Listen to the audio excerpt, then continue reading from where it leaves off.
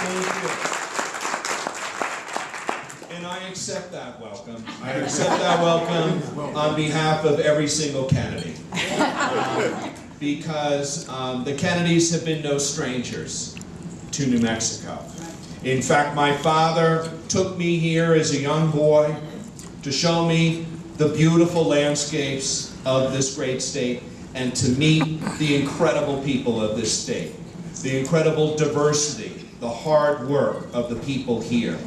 And you have something amazing going on here in this beautiful state. So when I heard, I told the Obama campaign, listen, I want to do everything I can to make sure that this president is reelected. And they said, would you be willing to fly to New Mexico? I said, absolutely. Absolutely. And every single member of the Kennedy family, we are fanning out across this country. You remember that my father had a very difficult choice to make 4 years ago about whether or not to get involved in the primary race. And he had a tremendous amount of respect for President Clinton and Secretary Clinton.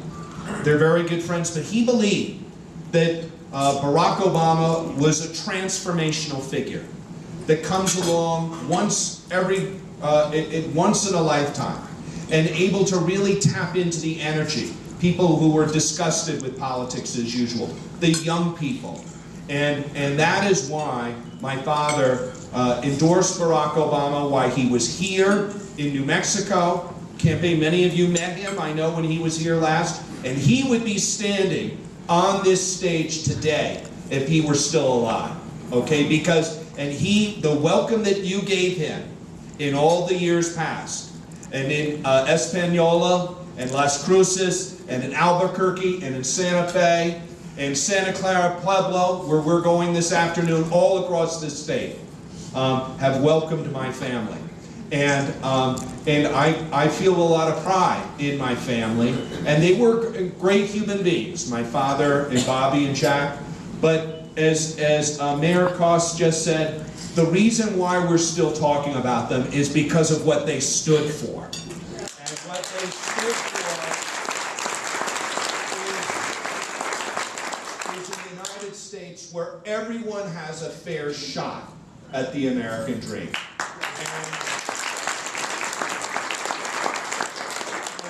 We have fairness for people in this country. And that is why all of us, we have less than a month to go. All of us need to do whatever we can to call our neighbors and friends and let them know that President Obama is the man who knows what it's like to live. I spoke to a group of students this morning in Albuquerque, okay? And, you know, President Obama knows what it's like to have student loans hanging over his head. You heard Michelle talk about it at the convention. You know, it wasn't until he wrote those 2 books that, of course, became fabulous bestsellers, of course, that he was able to even pay off his student loans. He knows what normal American families are facing in a way that Mitt Romney will never understand. That's how he can get away with talking about the 47%. He doesn't know what it's like to have to make ends meet, to have to raise a family and provide for his parents, et cetera, et cetera. So I think that's what when they told me, the Obama campaign told me that it was going to be early voting, they said, Ted, we want you to go to New Mexico, remind everybody to start voting. The campaign, we know it's going to be a close election. And this state, as you know, has gone back and forth over the last 10 or 12 years, Republican and Democrat. Now, I think we're going to be okay, in New Mexico, if everyone goes and makes sure they're worried that people who we know are going to vote for the president and Vice President Biden may come up on election day. They may have to take their mother to the doctor. Something's going to happen, right? We want to make sure that every single Obama voter goes and votes early and gets their friends too. Are you going to do that? Yeah!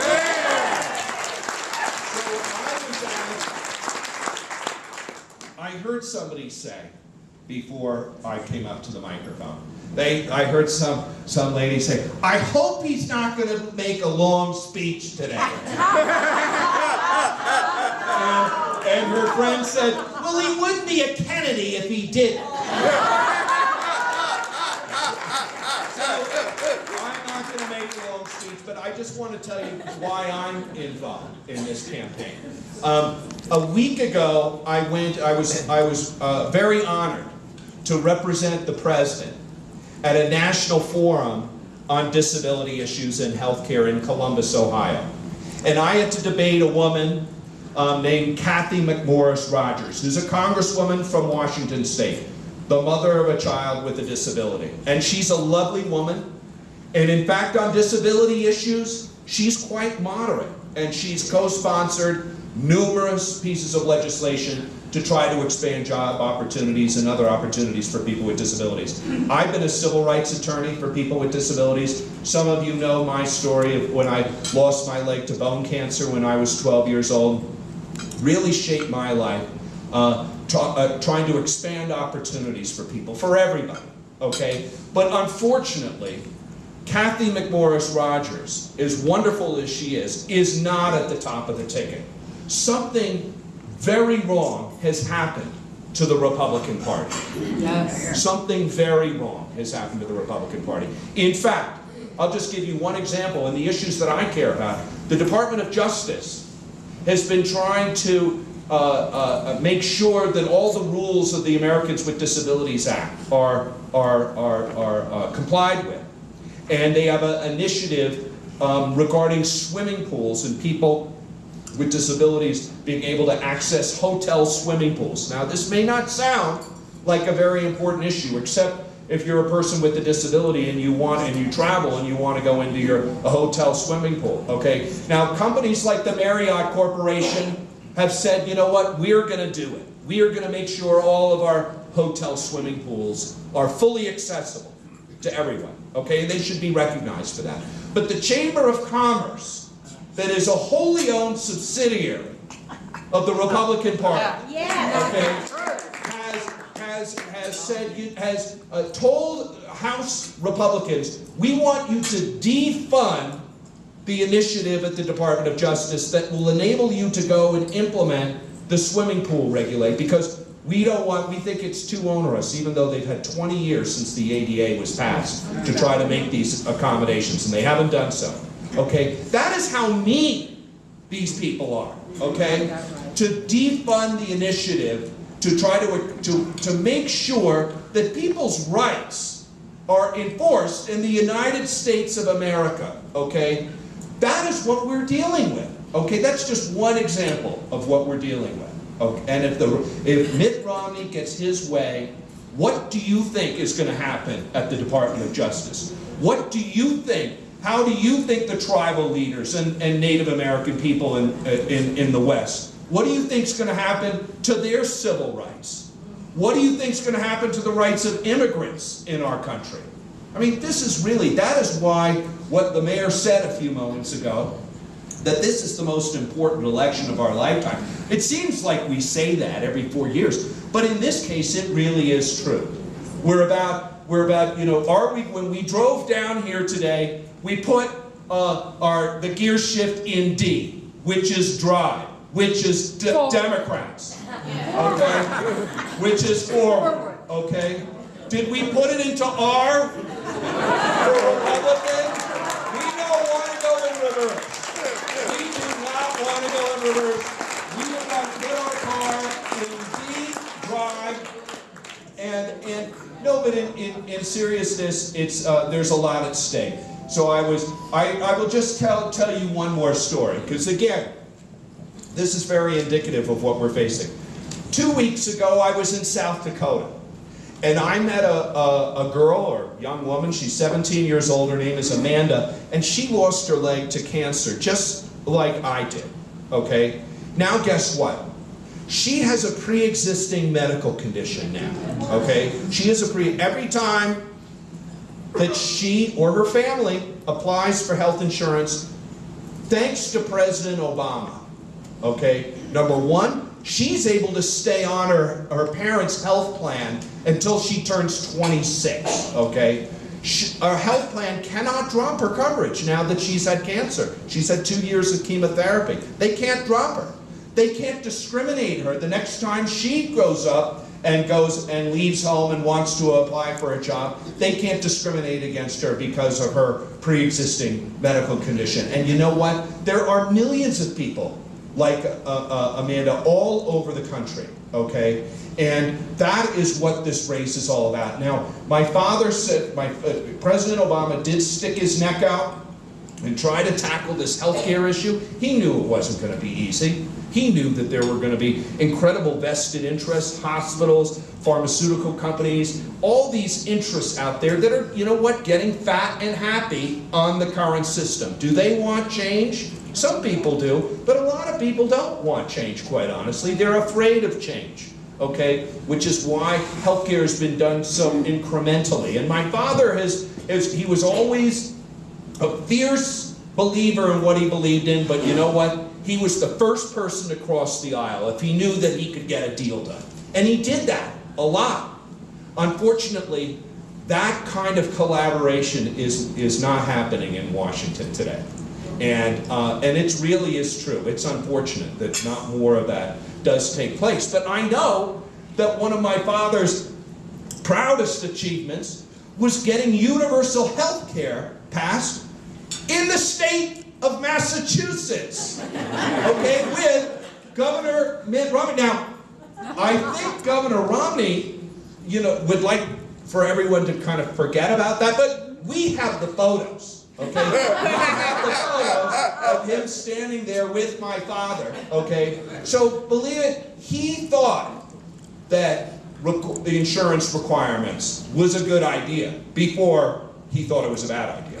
He thought that the state exchange idea, where you get, what, private companies competing. That's the idea, okay? He keeps on talking about a government takeover of healthcare. That's not what's happening. It's creating an exchanges so the private sector can compete in the exchanges. That is what's happening. That, the Republican Party should be cheering President Obama all the way. Okay, do you see what I'm saying? Because they're getting exactly what they want, which is private sector implementation and competition. Okay, so you know, let's I think in the waning days of the campaign, let's not get sidetracked by the pundits. Okay, I think that you know the debate, as the mayor said, you know, I think quite honestly, in my view, President Obama was startled by this guy who was being completely dishonest about how he was going to raise taxes,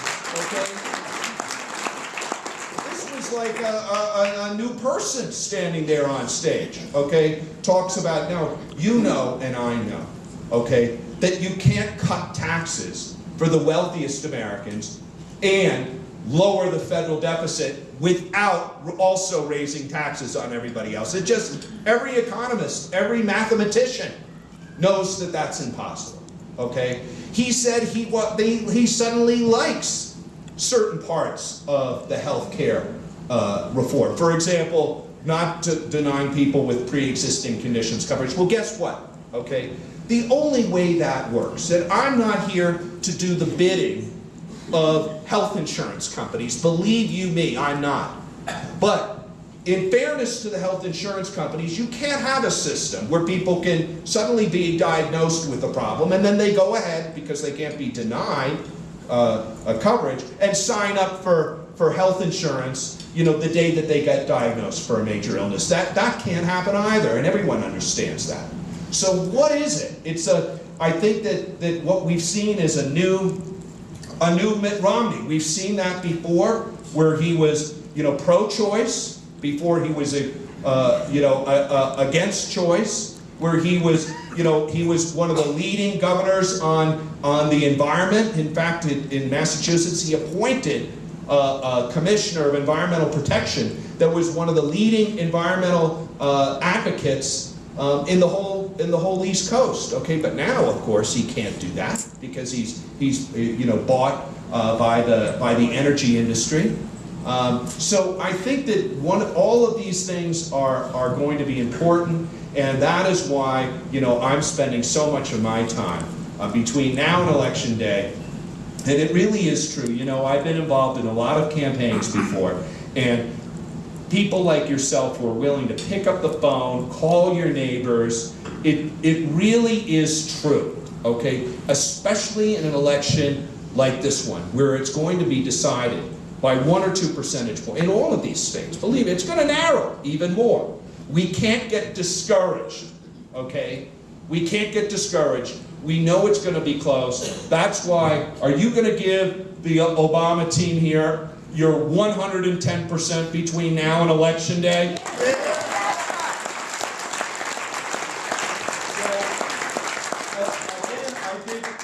I think I'm going to join the group that immediately following lunch, we're going to take a little walk, go down to the clerk's office. Do they know we're all coming? That's a question that I have. Do they? Yes, they do. And where is this guy Ted who slept out? Is it true you slept out? I knew you were crazy the moment But you know what's so great about being here? I met so many people, some people